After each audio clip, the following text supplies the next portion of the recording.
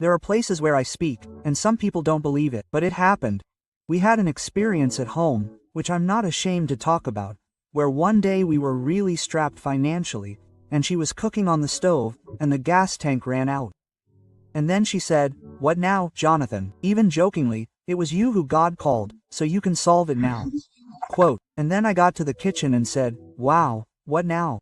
Then this voice came, "Prophesy, you don't preach to people to prophesy, prophesy now. Talking to others is easy, live there." Quote, and then I acted crazy, I prophesied, and the prophecy went like this.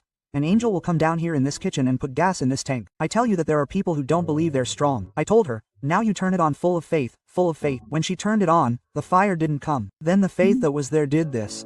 So I told her, "Daughter, I need to pray more." I told her, "Let's go to sleep, it's better, we'll have some bread there." I spread it with butter and went to sleep. But when it was 2 in the morning, I heard people walking on the roof, and I thought it was the neighbor, because the neighbor would jump up there every now and then to pick mangoes. But I said at 2 in the morning, this guy on my live stream jumping, but from the roof he went down to the balcony and from the balcony he went into the kitchen. Then I said, "Man, it must be a thief, I'm going there." Because I started talking to myself, "Look, I need to take what I have, the little I already have." I got there was no one there, everything closed, dark, unlit, locked. I said, "Man, it's so difficult that I'm already starting to hear things, I'm going to sleep, it's better." The next morning I got up, went to a church to preach at a consecration, left my wife sleeping, resting, and went. I got there, I'm sitting like this, and there are days when we're like this, everyone's seeing something, it's not a deception, but they see a smile on the outside, but God knows how we are on the inside. And broken on the inside, needing to deliver a truth on the outside. And I remember the service was a blessing, the glory of God falling. God used someone,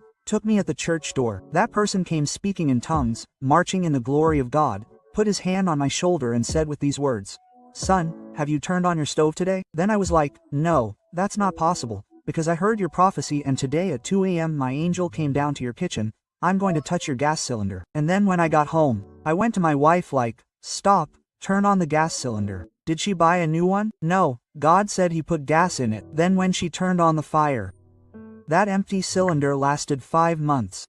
And it only ran out when I got it when I bought another cylinder and put it next to it.